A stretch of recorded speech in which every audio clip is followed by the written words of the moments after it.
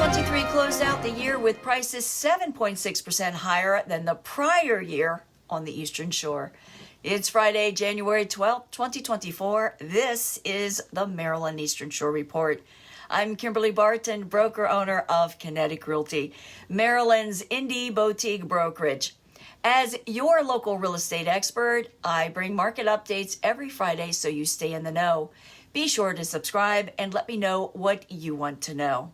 Talbot County had the highest price gain at 12.8%, followed by Queen Anne's County at 11.1%. Cecil County enjoyed 10.4% increase year over year.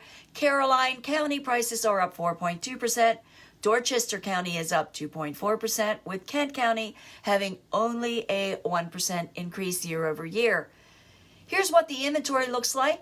There are 1,354 homes for sale on the shore, slightly up from last report.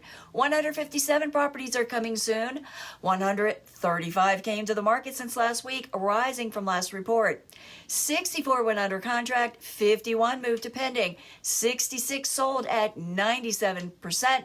List to sold ratio and days before contract are at 21 days. The highest priced home to sell over the past week was in Trap for $9 million. There are 131 rentals available for lease on the shore at $2,100 median per month. And that's a wrap for this week's Maryland Eastern Shore Report for Friday, January 12th, 2024.